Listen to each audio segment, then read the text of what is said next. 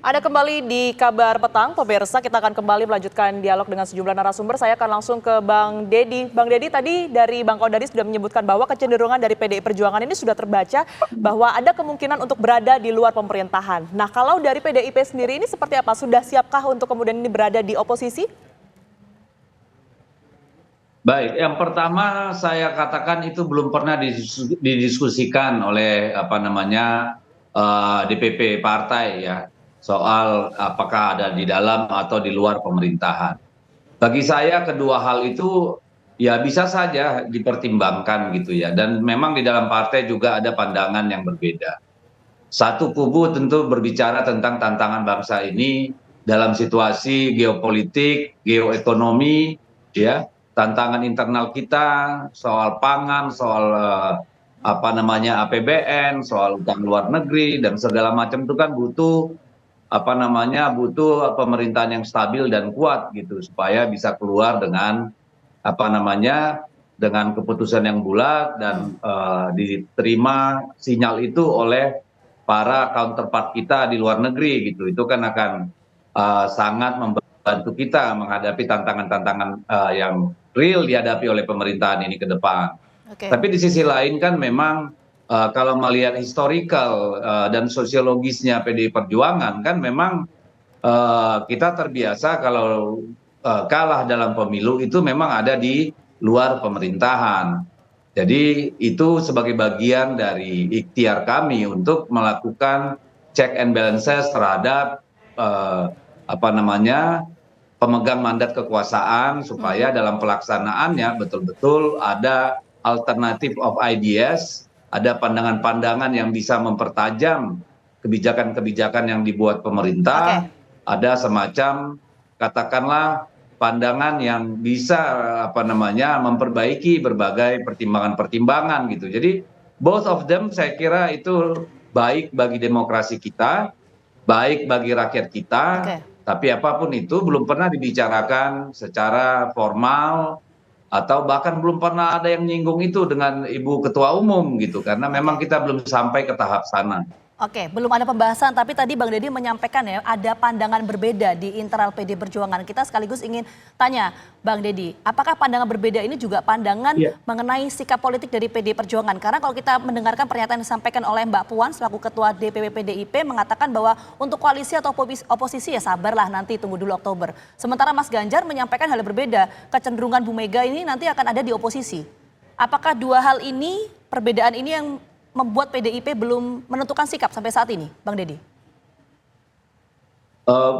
Belum menentukan sikap karena memang belum pernah dibicarakan, belum saatnya dibicarakan.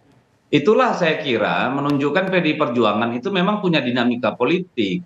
Perbedaan-perbedaan pandangan itu adalah sesuatu yang lumrah. Kan lucu kalau di dalam PDI Perjuangan itu semua satu pandangan, Oke, berarti satu betul ya Bang ya, sikap ada gitu ya. dua pandangan berbeda itu ya? Iya, ya betul lah, di dalam keluarga aja dengan anak dua orang bisa beda kok.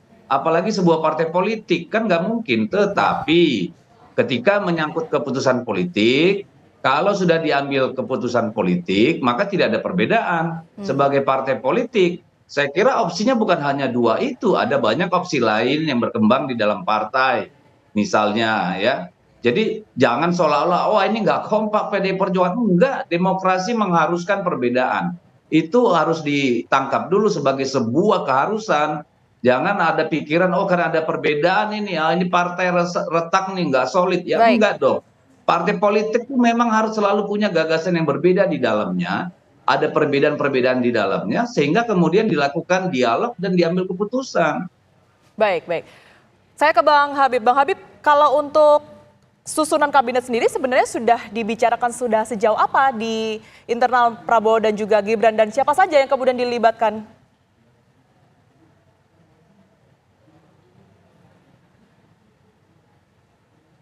Bang Habib? Ya, soal kabinet, ya bisa didengar suara saya? Ya, silakan. Ya, soal kabinet tentu kan kalau baru dibahas awal-awal ya wajar ya, karena kan ini kan masih ada waktu ya sekitar 5 bulan lebih sampai dengan pelantikan Pak Prabowo sebagai presiden definitif ya. dengan ketum-ketum partai koalisi Indonesia Maju, tentu sedikit banyak sudah mulai dibahas. Tetapi finalisasinya masih jauh. Karena kan kita menunggu juga perkembangan dari politik nasional kita. Ya, kayak teman-teman yang sekarang misalnya belum ada di koalisi pemerintah, kan terbuka juga tetap ada kemungkinan nanti bisa bergabung. Ya. Karena itu format kabinet, susunan kabinet, termasuk list namanya, itu pasti belum dibahas. Ya, selesai ya. Karena kan walaupun itu domain Pak Prabowo yang nanti meminta pendapat para ketua-ketua umum partai politik, tapi logika saya belum dibahas detail. Karena kan teman-teman yang akan bergabung ini kan partai politik apa saja. Nah, itu yang masih kita tunggu. Oke. Kami paham dinamika di masing-masing partai, apalagi misalnya PDIP kan partai besar. Pasti memang ada banyak pendapat yang perlu dikristalisasi oleh sahabat-sahabat kami tersebut. Ya, kita tunggu saja. Kita waktunya cukup leluasa ya, kita nggak terburu-buru sebetulnya. Oke, Bang Habib, tapi begini, ini kan masih menunggu ya sikap dari PDI Perjuangan dan juga PKS ya. Ini kita berandai-andai yang sedang komunikasi ini kan misalnya teman-teman Nasdem kemudian PKB. Kalau kita melihat hitung-hitungan kami berdua, Bang Habib, kalau teman-teman Nasdem PKB bergabung ini kan komposisinya ada 71%, kurang lebih lah 71%. Ini kan artinya gemuk sekali ya. Untuk bisa mengakomodir ini apakah akan ada penambahan nomenklatur kementerian? Kalau sekarang kan 34 ya Bang Habib ya. Apakah akan lebih dari 34? Memungkinkan itu terjadi nggak Bang Habib? Ya mungkin saja, itu kan di level undang-undang. Kalau undang-undang kan bisa lebih cepat disesuaikan. Lihat kebutuhan yang paling update seperti apa. Kami di Komisi 3 misalnya sudah banyak pembicaraan soal Kementerian Hukum dan HAM. Ada dirjen-dirjen yang sebetulnya core bisnisnya agak berjauhan satu sama lain. Misalnya Dirjen Lapas, Lembaga Pemasyarakatan, Dirjen PAS, dengan Dirjen Administrasi Hukum Umum. Nah, AHU ya, itu kan yang satu soal pidana ya, bagaimana proses peradilan pidana, berakhir. Yang satu soal administrasi badan hukum dan lain-lain sebagainya. Sebetulnya agak jauh ya, apalagi nanti kita bahas soal imigrasi, soal HAM. Kalau di banyak negara itu tidak di satu kementerian atau lembaga, itu di beberapa lembaga. Nah, itu kan bisa kayak kita cermati, terlepas dari konteks apakah kita ingin mengakomodir banyak sekali elemen-elemen. Jadi jangan jadi hambatan. Ya. Cara berpikir bahwa nanti yang ini yang ada dapat sedikit, yang baru juga dapat sedikit, jangan jadi hambatan. Kita intinya ingin saling mengingatkan, kita ini bangsa besar, punya persoalan-persoalan besar, punya cita-cita besar, karena itu timnya pun harus besar gitu. Oke. Baik, saya ke Bang Kodari. Bang Kodari, boleh kita dikasih gambaran Bang, kalau seandainya PDI Perjuangan ini kemudian merapat ke pemerintahan, apa saja sebenarnya plus minus atau dampak yang dirasakan langsung oleh pemerintahan Prabowo Gibran nantinya? Pertama, kalau bergabung tentu pemerintahan akan amat sangat kuat ya, karena kalau PDI Perjuangan bergabung lalu kemudian PKS berada di luar, porsi PKS kan cuma 9% saja.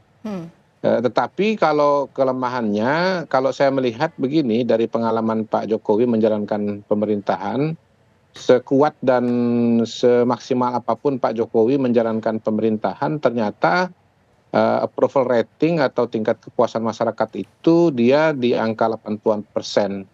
Jadi tetap ada sekitar 20% yang karena berbagai alasan katakanlah tidak approve dengan pemerintah. Nah, hemat saya sangat bagus kalau ada partai politik yang proporsinya itu paralel dengan yang mereka-mereka yang tidak puas ini, masyarakat tidak puas ini.